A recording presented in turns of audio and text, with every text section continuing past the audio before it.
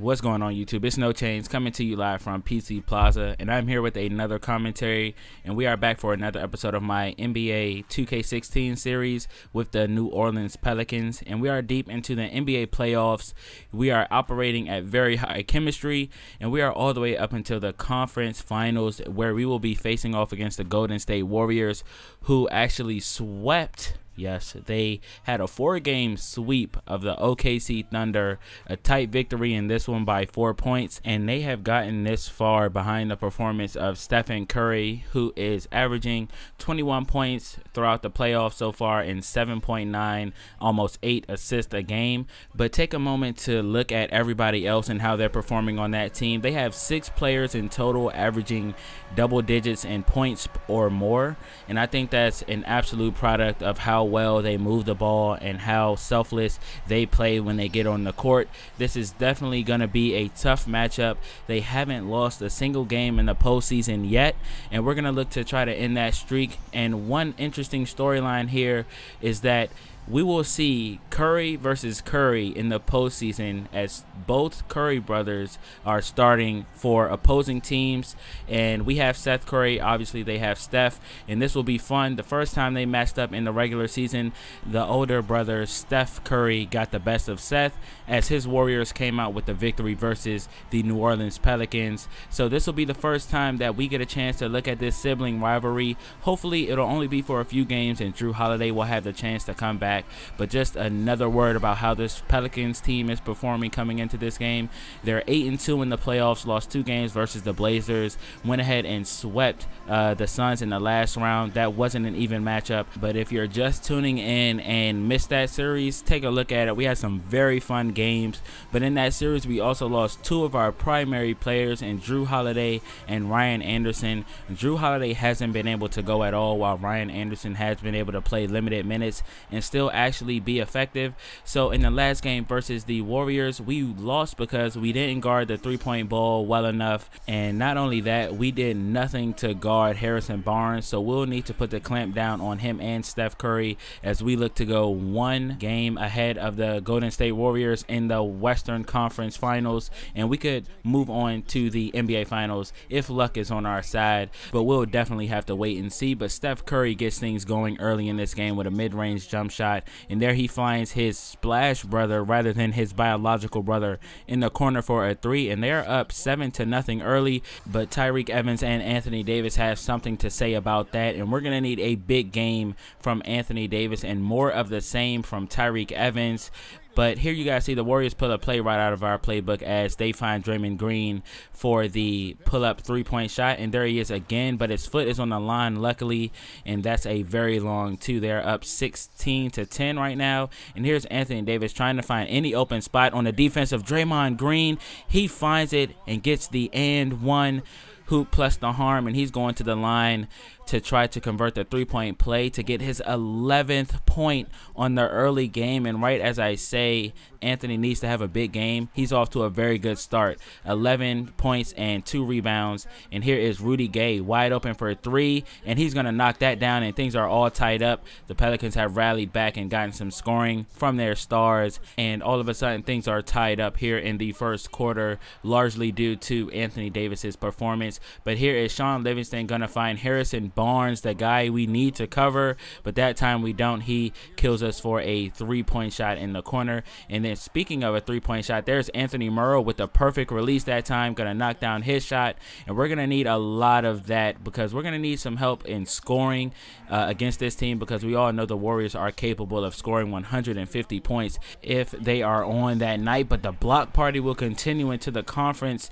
finals as Anthony Davis rejects that shot and sends it back to our fans in the first row. And there's Tyreke Evans with a tough slam over 2 defenders that time. Great play. And here's Tyreke Evans again, gonna get the screen from Seth Curry, and we need to get him started against his brother. And actually we're gonna do that here as he's wide open after that play in the corner for a 3-point shot. He knocks it down. Things are tied at 34. Here's Tyreke handling the ball, trying to find some space. Not allowing it is Iguodala, but there's Seth Curry wide open for a 3, and that's an example of Curry on Curry crime. prime as the Pelicans take the lead in this game. And there's Steph Curry firing back with a shot of his own, getting the mid-range shot to go. They are both up to 6 points each in this game so far, and there's Rudy Gay getting involved in the scoring party as we are leading in this game still, surprisingly, after getting off to a very slow start.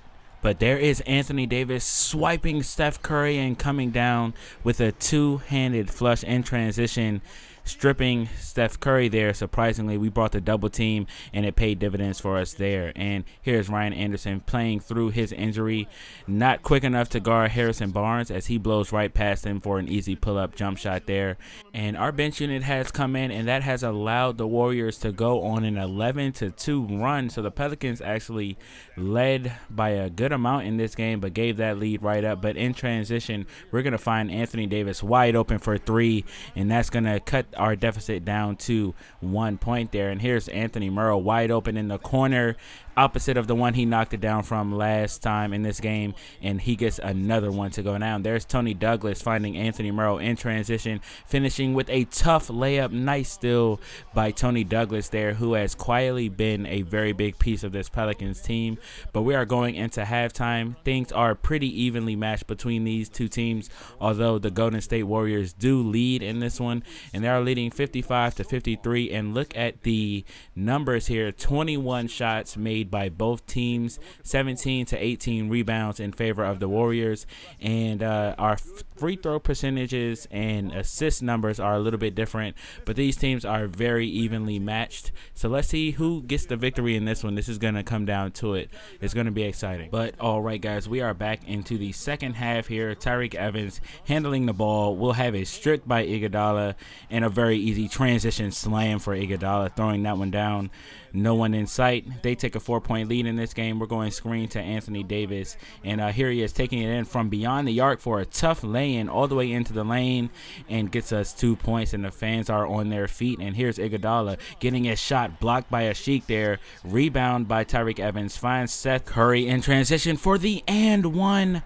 Foul committed by Draymond Green. That's his fourth of the day, and Seth Curry will go to the line. So Draymond Green, one of their most effective players, actually was in the talk for MVP this past NBA season, but he's going to come out of the game because he is in that foul trouble. And anytime you can get a player that makes that type of impact for the opposing team off of the floor, things will be looking up rather than down. But on this play, Anthony Davis went up, then came down with a two-handed flush there, and he's heating up as he's going to knock down this mid-range jump shot, and another one goes down for Anthony Davis. And like I said, he's starting to heat up. Here is Rudy Gay looking to join him, and he's going to find him actually in the paint. He pump fakes, tough contact layup over the defense of Harrison Barnes. And there's Alexis Ajinça, foul on Festus Ezeli, and Alexis Ajinça will get the basket to go down, and he will go to the line. A pretty good free throw shooter, and he will be looking to push our lead to 4 points, and he does just that. And with about 4 minutes left in the third quarter, we're going to find Ryan Anderson for a deep two.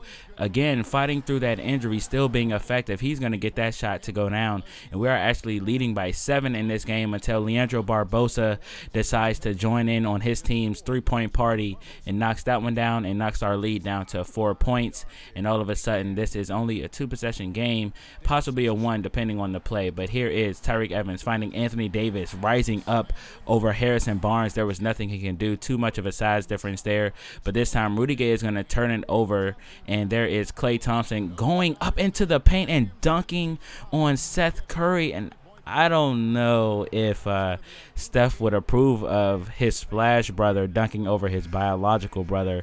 Tough play by Klay Thompson there, and he's going to go to the line and knock down the free throw for sure.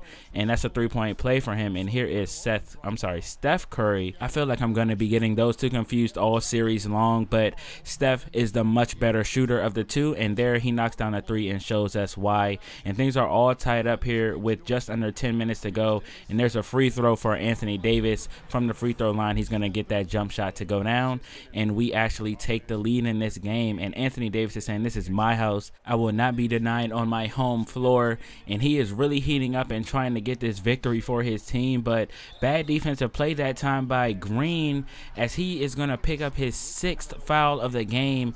And with about 8 minutes to go in the 4th quarter, that is going to be crucial.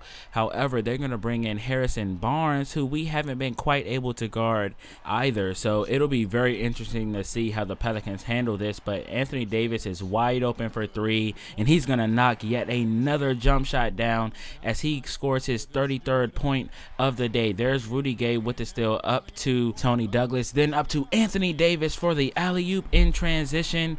And these teams are going back and forth, and it's been super exciting. We are leading in this game by 4 points. Actually make that 1 point as Klay Thompson gets a very friendly bounce on the 3-point shot attempt. And they have the ball here with the chance to take the lead with 4 minutes to go. And there's an and one by Harrison Barnes. And we couldn't guard him in the first game. He went crazy in that one, and it looks like he's going to keep that up. But he will not convert the 3-point play there. And here's Klay Thompson wide open for a mid-range baseline jump shot.